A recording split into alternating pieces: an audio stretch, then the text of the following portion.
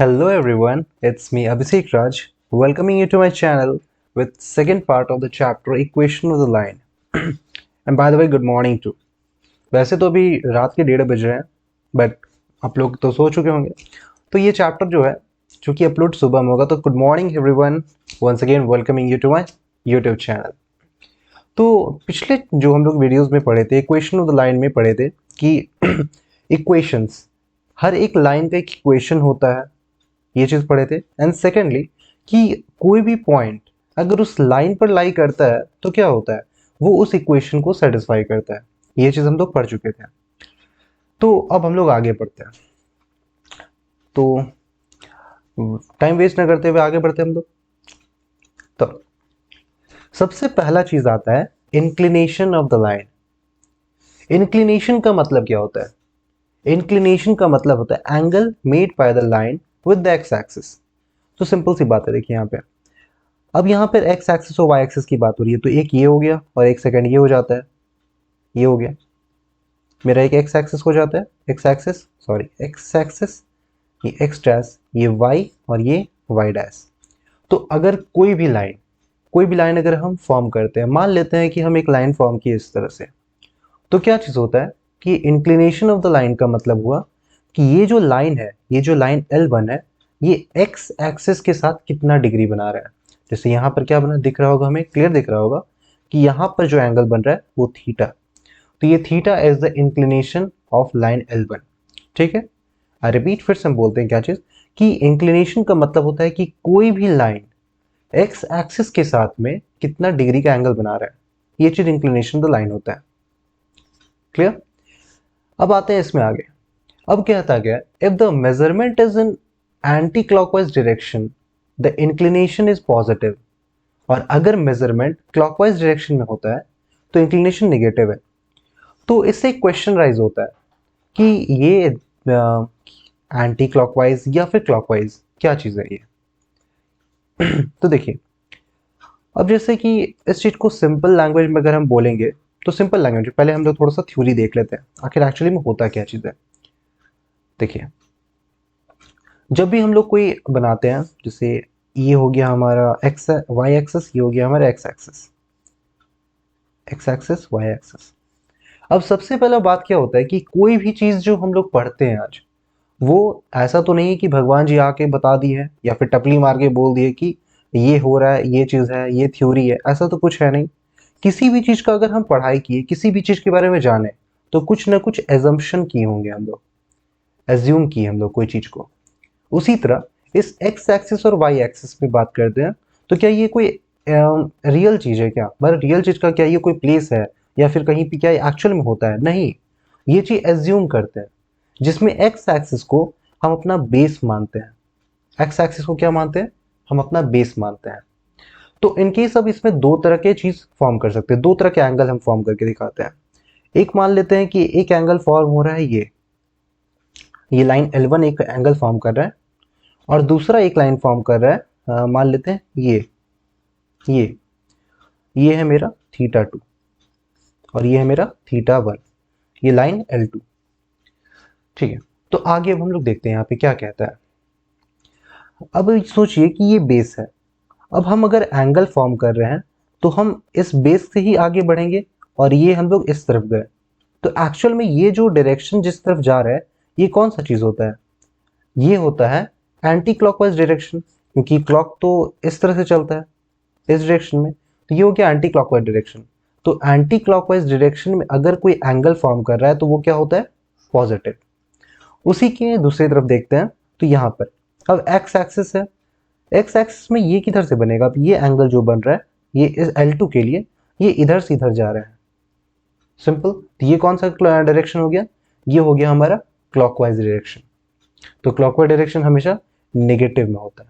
Clear? चलिए, तो हम लोग एंटी क्लॉकवाइज और क्लॉकवाइज डायरेक्शन को समझ गए। काफी थोड़ा सा ये क्या कर सकते हैं कि थोड़ा सा कॉम्प्लेक्स टाइप का सुनने में लगता है कि एंटी क्लॉकवाइज क्लॉकवाइज ये सब सुनने में आता है। तो इसका सबसे इजी तरीका बस एक याद करने के लिए, ऐसा नहीं कि ये इस चीज को हम बोल रहे हैं कि इसी तरह से हमेशा याद रखना है, ऐसा नहीं। जो मेन कॉन्सेप्ट होगा उसको जानना जरूरी है, बट अभी के लिए फिलहाल याद रखने के लिए हम बताते हैं कि अगर कोई एंगल अगर कोई एंगल अगर राइट साइड पे फॉर्म कर रहा है, राइट साइड पे फॉर्म करने का मतलब है कि हम जैसे मान लीजिए ये एक एंगल बन रहा है, ये एक एंगल फॉर्म कर रहा है। अब इसमें जो acute angle, mainly acute angle को देखते हैं, तो ये एंगल किस तरफ फॉर्म कर रहा है, ये मेरा राइट हो गया और ये मेरा लेफ्ट हो गया। तो राइट में जितने भी एंगल फॉर्म करेंगे वो क्या होगा, पॉजिटिव। और इन केस अगर कोई भी हम लोग कोई भी अगर एंगल हम लोग फॉर्म करते हैं, जैसे कि ये अगर लेफ्ट में फॉर्म कर रहा है, लेफ्ट में, तो ये क्या हो जाएगा, मेरा नेगेटिव एंगल हो जाएगा। ये बस याद करने के लिए, ऐसा कोई कॉन्सेप्ट नहीं है, बस ये याद करने के लिए कि हाँ ठीक है, तुरंत याद हो। अगर राइट में फॉर्म कर रहा है तो पॉजिटिव, अगर लेफ्ट में फॉर्म कर रहा है तो नेगेटिव। सिंपल। चलिए ठीक है, तो इसके आगे हम लोग आते हैं। अब क्या कहता है, अगला जो चीज आता है उसको कहते हैं स्लोप। ये वर्ड हम लोग सुने हैं माउंटेन्स के साथ में, जिसको माउंटेन्स के साथ में ही सुनते हैं, या फिर कोई एक हाई प्लेस जो कि हाँ माउंटेन के साथ में ही मेजोरिटी में कहेंगे। तो स्लोप किसको कहते हैं, स्लोप कहते हैं कि अगर कोई भी चीज है, जैसे मान लीजिए ये माउंटेन है, तो ये जो इंक्लिनेशन जो बन रहा है इसको स्लोप कहते हैं। ये जो पार्ट है इसको स्लोप कहते हैं। कि किस तरह का है, चढ़ाई। हम लोग अक्सर हिंदी में वर्ड यूज करते हैं कि खड़ा चढ़ाई है। तो खड़ा चढ़ाई का मतलब क्या हो गया कि जो उसका इंक्लिनेशन है वो काफी हाई है, ठीक है, ये खड़ा चढ़ाई हो गया। ये एंगल जो फॉर्म कर रहा है वो बहुत ज्यादा है, ठीक है, ये चीज होता है। तो स्लोप इसको कहते हैं। अब किसी भी लाइन में स्लोप तो आता है, ये बात तो क्लियर होता है। चलिए देखते हैं। तो स्लोप हम लोग पढ़ते हैं जैसे, तो स्लोप इज इक्वल टू होता है, मान लेते हैं एक ट्राइंगल फॉर्म करते हैं, एक ट्राइंगल हम फॉर्म कर देते हैं। ये है मेरा ट्राइंगल, इसका नाम ए, ये बी और ये सी। तो इसमें स्लोप इज इक्वल टू क्या होगा, स्लोप इज इक्वल टू होता है वर्टिकल राइज, वर्टिकल राइज। तो वर्टिकल राइज यहां पर कौन है, वर्टिकल राइज मतलब खड़ा, ये ए बी, ये ए बी हो गया, डिवाइडेड बाय हॉरिजॉन्टल डिस्टेंस होता है, हॉरिजॉन्टल डिस्टेंस, डिस्टेंस। तो यहाँ क्या हो जाएगा, A B divided by B C, ये होता है स्लोप। इन केस अगर हमें ये दोनों पता है तो स्लोप आराम से हम लोग निकाल सकते हैं। तो सिंपल सा चीज है। ओके, तो स्लोप, अब ये याद करते हैं हम लोग, थोड़ा सा ट्रिग्नोमेट्री की तरफ जाते हैं। तो ट्रिग्नोमेट्री में ये अगर हमको थीटा दिया हुआ है, क्योंकि यही तो स्लोप डिटरमाइन करता है, यही तो हमारा इंक्लिनेशन होता है, तो क्या कर देते हैं कि tan theta is equal to A B divided by B C. अब देखिए A B by B C यहाँ भी हो रहा है स्लोप का, और A B by B C tan theta का भी वैल्यू है। तो सिंपल सा बात डिड्यूस होता है कि स्लोप अगर हमें निकालना है तो क्या कर देंगे, tan थीटा का वैल्यू निकाल देंगे। आई रिपीट, अगर हमको किसी भी चीज का स्लोप निकालना है, किसी भी लाइन का स्लोप निकालना है, तो वो जो एंगल फॉर्म कर रहा है एक्स डिग्री के साथ में, मतलब सॉरी एक्स डिग्री के नहीं, एक्स एक्सिस के साथ में, उसका हम tan का वैल्यू निकाल देंगे।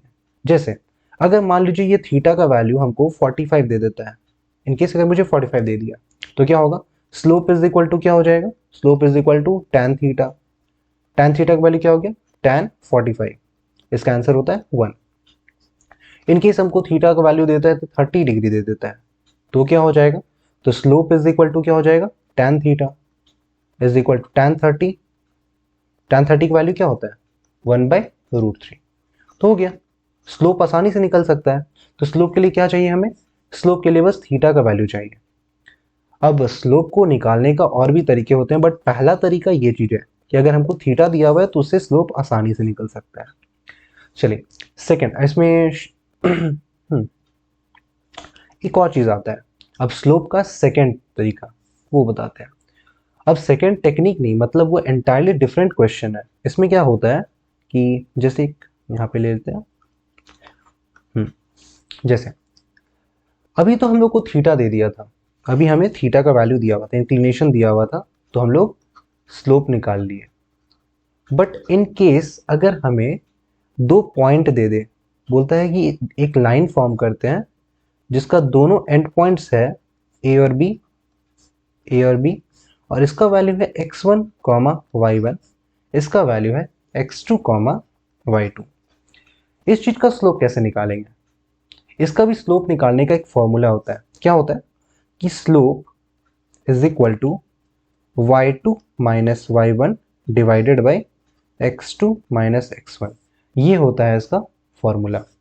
ओके, एक बार फिर से रिपीट कर देते हैं इस चीज को कि अब मान लीजिए क्या होता है कि हमें स्लोप में अगर थीटा का वैल्यू नहीं दिया हुआ है और कहता क्वेश्चन क्या है कि एक दो पॉइंट है, मतलब एक लाइन फॉर्म करते हैं जिसका दो एंड पॉइंट्स ए और बी है, और ए का कोऑर्डिनेट्स ये है और बी का कोऑर्डिनेट्स ये है। अब मुझे यहाँ पे थीटा का वैल्यू पता नहीं है, तो इसके लिए स्लोप कैसे निकालते हैं, y2 minus Y one by x2 minus x1, ये होता है इसका फॉर्मूला। ओके, तो अब जैसे मान लीजिए कोई क्वेश्चंस, आगे क्वेश्चंस को देखेंगे हम लोग। जैसे क्वेश्चन हम लोग देखिए, अच्छा क्वेश्चन देख लेते हैं पहले। जैसे ये क्वेश्चन है, या इस क्वेश्चन को देखते हैं। यहाँ पे क्या बोला, find the slope of the line joining the points 4, 6 and 5, 8। अब देखिए यहाँ पे क्या हुआ, स्लोप डायरेक्ट पूछ देता है, तो इस जगह पर क्या करेंगे, y2 minus Y one by x2 minus x1, answer आ जाएगा हमारा। ठीक है, चलिए कोई नहीं। तो सबसे पहले क्वेश्चन पे आते हैं स्टार्टिंग से। थोड़ा जल्दी करेंगे क्योंकि ऐसा कोई बहुत ही ज़्यादा कॉम्प्लेक्स कोई चीज़ तो है नहीं, काफ़ी ईजी चीज़ है। जैसे हमें पता था क्या बोलता है question, find the slope of line segment whose inclination is, ठीक है, थीटा का वैल्यू दे देता है हमें, थीटा इज इक्वल टू बोलता है 60 डिग्री। आसान है बिल्कुल, हम लोग को पहले ही पता है कि अगर किसी का हमें स्लोप निकालना है और थीटा अगर वैल्यू दे दिया है तो क्या करते हैं, तो slope is equal to tan theta, slope is equal to tan theta, तो tan 60 डिग्री क्या हो जाता है, tan 60 डिग्री √3। आंसर आ चुका है हमारा, सिंपल सा क्वेश्चन। सेकंड में आते हैं, बोलता है 45, अभी तो शायद क्वेश्चन बनाए थे 45 को लेके, थीटा का वैल्यू दे दिया 45 degree, slope is equal to formula क्या होता है, slope is equal to tan theta, tan theta हो गया tan 45, tan 45 का वैल्यू क्या होता है 1। ओके क्लियर, तो ये चीज़ है।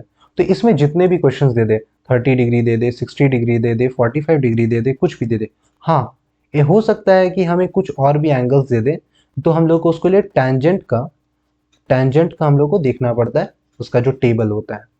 ओके, बट उस तरह के क्वेश्चंस नहीं ही आते हैं एग्जाम में, मोस्ट प्रोबेबली, तो मुझे नहीं लगता है। आगे देखते हैं क्वेश्चंस में। अब यहाँ पे थोड़ा सा ध्यान देने की बात है, यहाँ पूछता है फाइंड द इंक्लिनेशन। इंक्लिनेशन का मतलब क्या था, थीटा, हमें थीटा निकालना है, of the line whose slope is 1। चलिए ठीक है, मुझे स्लोप ऑलरेडी दे चुका है, स्लोप इज इक्वल टू 1, निकालना क्या है, थीटा। तो कैसे निकलेगा, सिंपल सी बात है, स्लोप का फॉर्मूला क्या होता है, tan theta is equal to 1, लिख दिए। अब 1 का, अब देखिए दोनों को tan के कॉन्टेक्स्ट में लाना होगा, तो हम क्या करते हैं, tan theta is equal to, अच्छा ये 1 किस क्या होता है, 1 इज इक्वल टू tan 45 होता है, मतलब tan 45 का वैल्यू 1 होता है, तो 1 के बदले में क्या लिख देंगे, tan 45 डिग्री, तो थीटा का वैल्यू क्या आ गया, 45 डिग्री, हो गया आंसर। सिंपल सा क्वेश्चन है। देखिए फिर से अगला क्वेश्चन में देखते हैं, बोलता है स्लोप इज इक्वल टू √3 दे दिया, ठीक है, क्या करेंगे, स्लोप का फॉर्मूला क्या होता है, tan theta is equal to √3। √3 किसका वैल्यू होता है, ट्रिग्नोमेट्रिक का रेशियो तो याद होना चाहिए, tan theta is equal to tan 60 degree, तो थीटा का वैल्यू क्या हो गया, 60 डिग्री, हो गया, सॉल्व हो गया हमारा क्वेश्चन, सिंपल सा क्वेश्चन है। ओके, अब थोड़ा सा कुछ चीज़ और जान लेते हैं, जिसको कहते हैं, अब जैसे यहाँ पर हमें स्लोप तो आ गया, स्लोप हमें आ चुका है निकालना, बट यहाँ पर दो चीज़ और अराइव होता है कि अगर मुझे एक लाइन, अगर हम ये क्वेश्चन कहते हैं कि ये एक लाइन है ए बी, ये एक लाइन है ए बी, ठीक है, इसका स्लोप मान लेते हैं कि स्लोप इसका दिया हुआ है 1/√3, मान लेते हैं स्लोप दिया हुआ है 1/√3।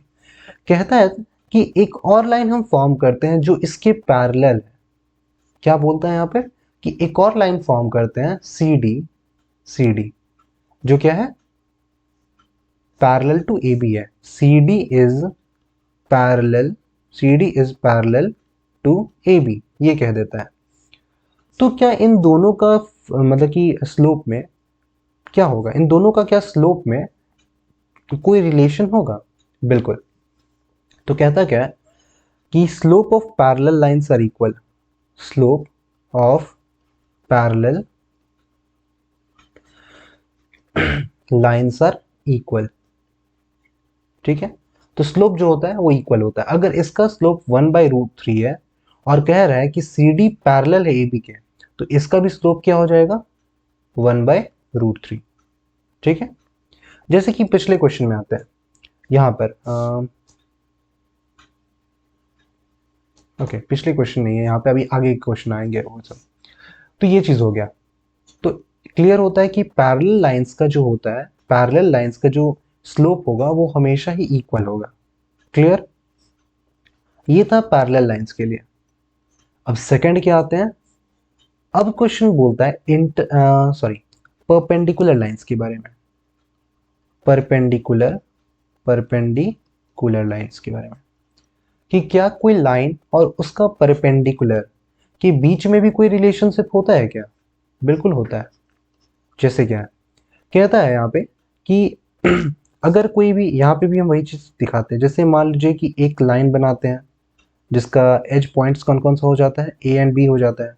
ठीक है, ए और बी। इसका हम बोल देते हैं कि इसका जो स्लोप है, इसका स्लोप आता है 2/3 आता है। ठीक है, इसका स्लोप जो होता है वो 2/3 होता है। तो कहता है कि अगर कोई लाइन जो हम फॉर्म कर रहे हैं सी डी, जो ए बी के परपेंडिकुलर है, अगर हम कोई लाइन फॉर्म कर रहे हैं सी डी, जो क्या है, C D is perpendicular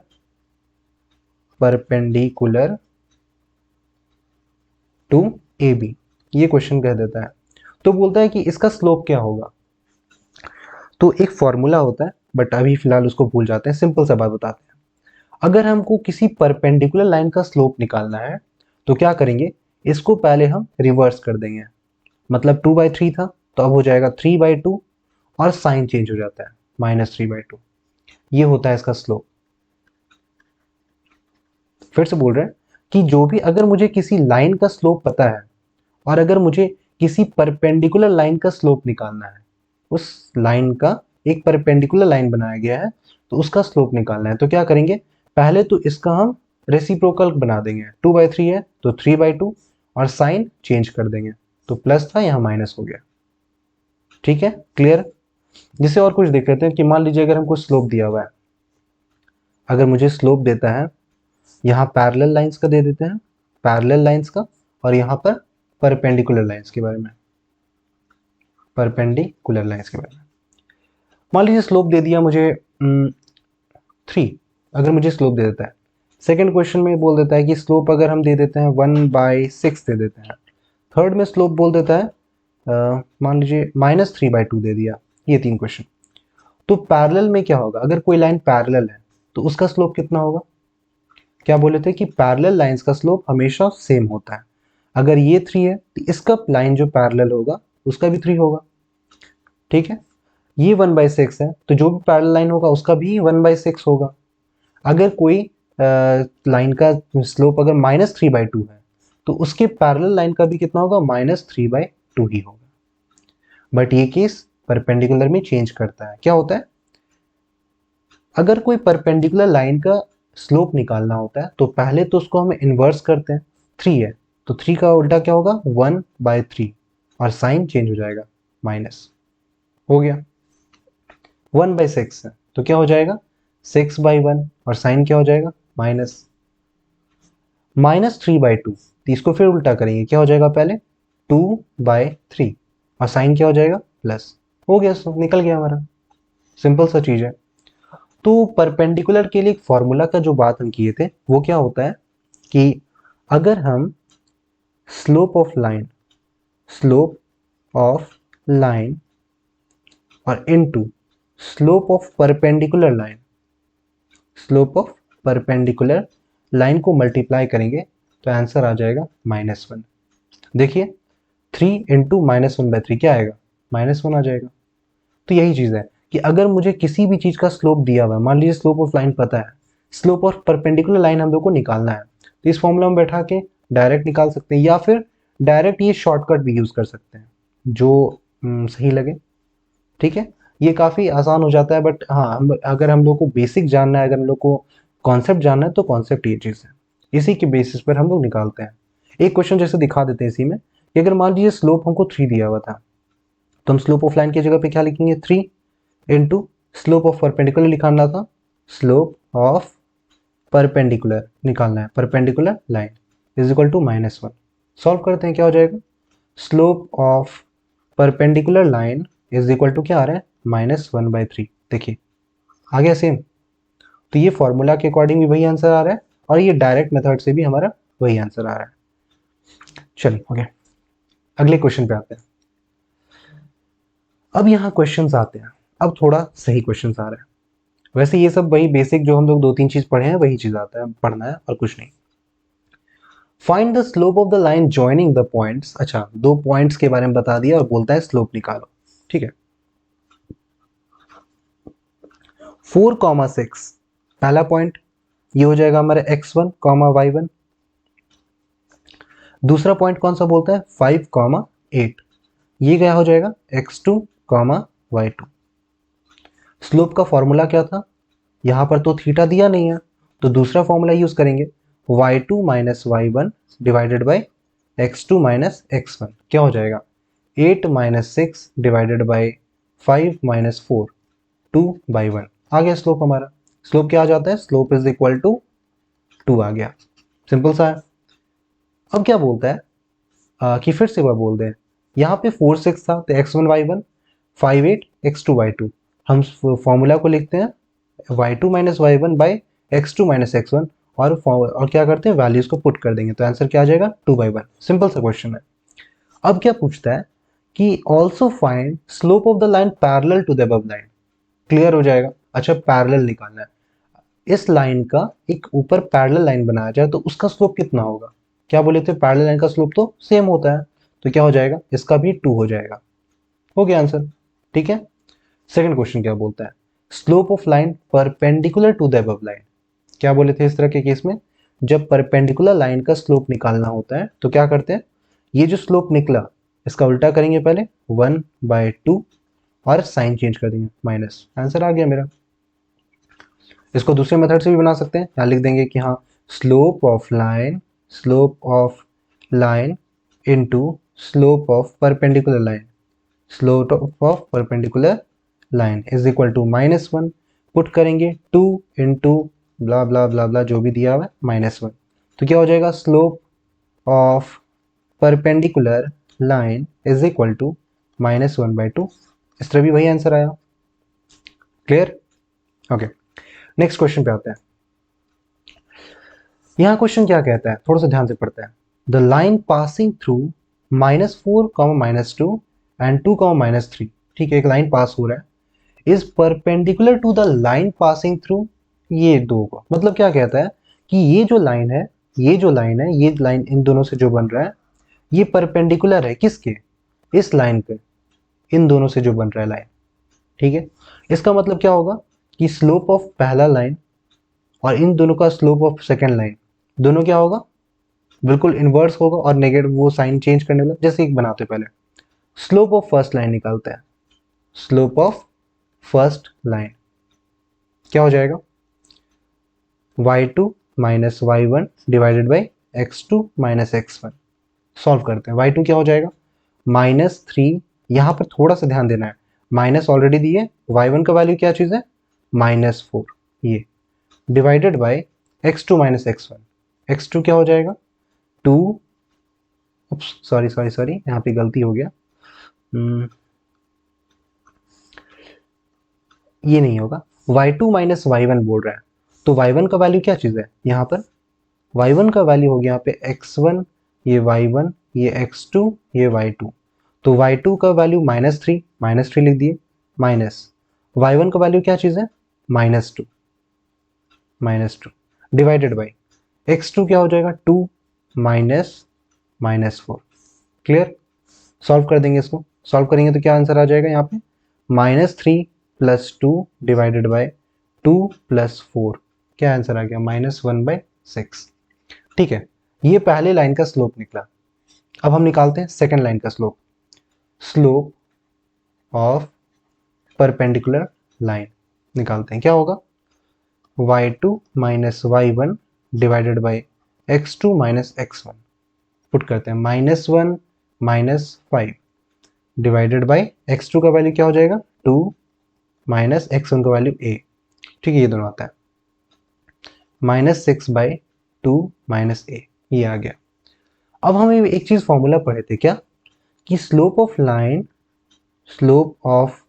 line into slope of perpendicular line is equal to क्या होता है -1, दोनों पुट कर देते हैं। Slope of line -1/6 into slope of perpendicular line क्या है -6 divided by 2 minus a is equal to -1। ये 6 और ये 6 कट जाएगा, माइनस इंटू माइनस क्या हो जाएगा प्लस, ठीक है। तो इसको सॉल्व करने पे आएगा 1/2 minus a is equal to -1, हो गया। क्रॉस मल्टीप्लीकेशन ये कर देंगे, तो 1 is equal to -2 plus a, तो a का वैल्यू क्या हो गया, a का वैल्यू 3 हो गया, आगे सॉल्व हो गया मेरा आंसर, ठीक है। तो यहाँ पे क्या हुआ, इस फॉर्मूला को यूज किया, फॉर्मूला में पुट किए, आंसर डायरेक्ट आ गया। तो ये जितने भी क्वेश्चन है, देखिए थोड़ा देखने में जो थोड़ा सा बल्कि टाइप लगता है या फिर थोड़ा सा लगता है कॉन्सेप्चुअल लगता होगा, बट एक्चुअली में क्या है, ये फॉर्मूला पुटिंग क्वेश्चन है, बस फॉर्मूला में पुट कीजिए और आंसर आ रहा है आपका। इसीलिए इस चैप्टर को बोले थे कि काफी स्कोरिंग चैप्टर होता है, काफी मार्क्स गैदर कर सकते हैं इस चीज से। चलिए अगले क्वेश्चन में आते हैं। ये क्वेश्चन देखिए ये क्वेश्चन अच्छा है, ये भी क्या बोलता है, without using the distance formula use नहीं करना है, बोलता है कि point A show that the point A B C and D are the vertices of a parallelogram, ठीक है। अगर हम डिस्टेंस फॉर्मूला यूज कर पाते तो क्या बोलते हैं कि हम ए बी निकाल देते, मान लेते पहले हम फॉर्मूला एक बना देते हैं, ये है पैरेललोग्राम, तो ये हो जाएगा ए, ये हो जाएगा बी, ये हो जाएगा सी और ये हो जाएगा डी। तो अगर हमको डिस्टेंस फॉर्मूला यूज करने मिलता तो क्या करते हैं, ए बी और डी सी निकालते हैं, दोनों इक्वल आ जाता, बी सी और ए डी निकालते, दोनों इक्वल आ जाता, तो कह देते हैं कि हाँ opposite sides are equal therefore it is a parallelogram, कह सकते थे। बट यहाँ पर यूज नहीं करना है, तो यहाँ पर किसका यूज करेंगे, स्लोप का। अच्छा, सबसे पहला पैरेललोग्राम का मतलब एक प्रॉपर्टी होता है कि अपोजिट साइड्स आर पैरेलल, हो गया। तो अब पैरेलल से सोचिए कि पैरेलल से आप स्लोप के बारे में कुछ कुछ जानते हैं, तो हम निकालते हैं। सबसे पहला चीज ए बी का स्लोप निकालते हैं, स्लोप ऑफ ए बी क्या हो जाएगा y2 minus y1 divided by x2 minus x1, यहां से पुट करो ए बी, तो 2 माइनस 5 y2 माइनस y1 हो गया, x2 माइनस x1 1 माइनस 4 क्या हो जाएगा आंसर -3/-3, 1 आ गया आंसर, क्या आ गया 1। उसी तरफ हम निकालते हैं स्लोप ऑफ BC का, क्या हो जाएगा, इसका यूज करेंगे तो y2 minus y1 by x2 minus x1 is equal to B और सी में 3 माइनस 2 y2 माइनस y1 और x2 माइनस x1, तो 4 माइनस 1 क्या हो जाएगा 3 माइनस 2 1 डिवाइडेड बाई 4 माइनस 1 क्या हो गया 3। चलिए ठीक है, स्लोप ऑफ तीसरा साइड का निकालते हैं, ए बी हो गया, बी सी हो गया, अब सी डी निकालते हैं, C D y2 minus y1 divided by x2 minus x1, फिर से सॉल्व करेंगे सी डी का 6 माइनस 3 डिवाइडेड बाई 7 माइनस 4 क्या हो गया 3/3, क्या आ गया 1, बिंगो। देखिए यहाँ पे ए बी का स्लोप सेम आ रहा है 1 आ रहा है, और सी डी का स्लोप आ रहा है 1, दोनों सेम आ रहा है, मतलब दोनों पैरेलल। अब हम निकालते हैं चौथे साइड का, slope of D A, D A क्या हो जाएगा, डी ए का हो जाएगा हमारा 6 minus 5 y2 minus y1 by x2 minus x1, क्या हो गया 6 माइनस 5 डिवाइडेड बाई 7 माइनस 4 1/3। चलिए क्या हो गया, क्लियर दिख रहा है हमें कि इन दोनों का स्लोप सेम आ रहा है,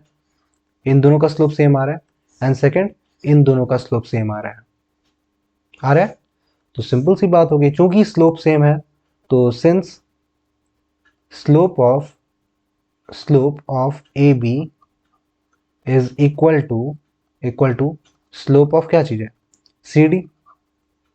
तो therefore A B is parallel to C D, हो गया। एंड सेकंड क्या चीज आ जाता है, slope of B C is equal to slope of A D. इसका मतलब क्या हो गया, B C is parallel to A D. तो क्या अब ये प्रूव नहीं हो गया कि ये पैरेललोग्राम है? तो therefore A B C D is a parallelogram.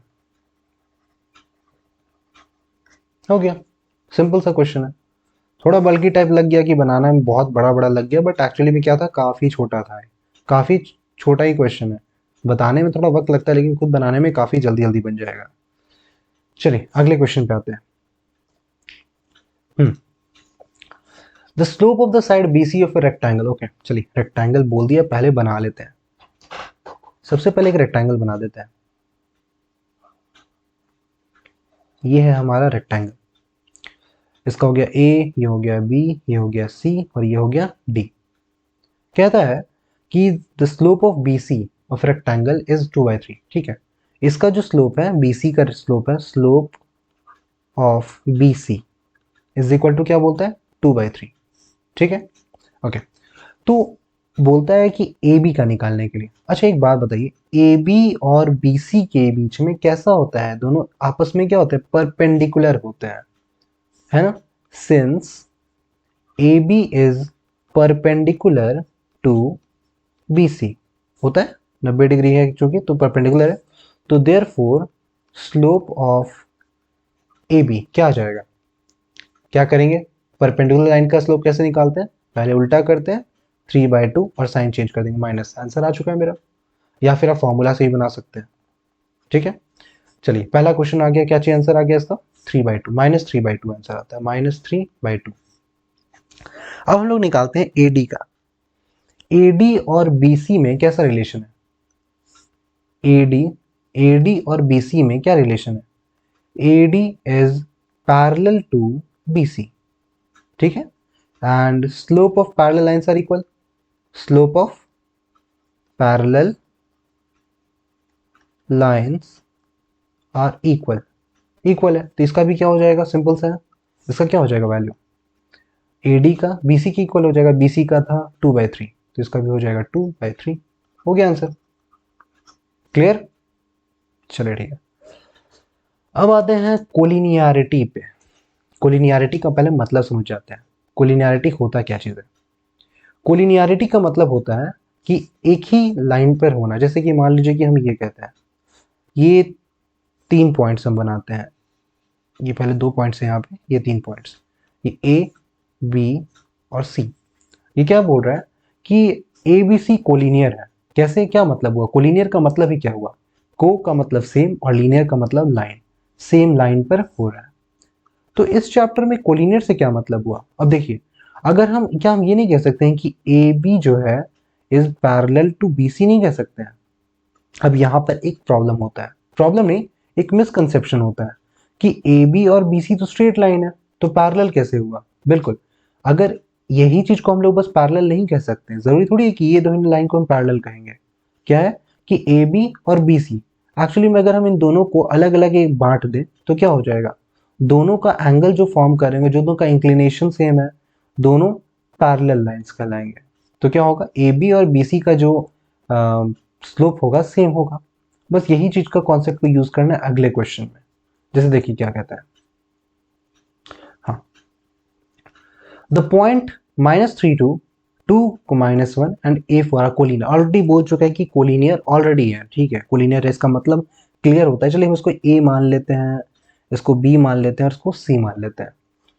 ठीक है, कोलिनियर बोल दिया तो find since A B C are collinear, चूंकि ये सब कोलिनियर है तो क्या होगा, slope of A B is equal to slope of B C कहेंगे। स्लोप ऑफ ए बी क्या निकलेगा, y2 - y1 by x2 - x1 is equal to y2 - y1 by x2 - x1। अब ये नहीं कहिएगा कि ये दोनों कट जाएगा, ऐसा नहीं, इन दोनों का सेपरेट निकाल रहे हैं पहले हम। तो y2 क्या हो जाएगा, -1 -1 -2 divided by 2 minus minus 3 is equal to y2 यहाँ क्या है 4 माइनस माइनस 1, ये हो गया डिवाइडेड बाय a माइनस 2, हो गया, दोनों इक्वल होगा क्योंकि कोलिनियर है। यहाँ सॉल्व कर दें, क्या हो जाएगा -3 divided by 2 plus 3 5 is equal to 4 plus 1 5, चलिए ठीक है 5 by a minus 2, cross multiplication क्या हो जाएगा -3a plus 6 is equal to 25, ये हो गया। इसको इधर लेके जाएंगे तो क्या हो जाएगा, यहाँ पे सॉल्व करेंगे तो क्या आंसर आएगा 3a is equal to minus 25 minus 25 plus 6, तो क्या आंसर आ जाएगा -19, तो a का वैल्यू क्या हो गया -19/3, ये चीज़ हो गया हमारा। ओके, आई गेस यहाँ तक में कोई प्रॉब्लम नहीं हुआ होगा।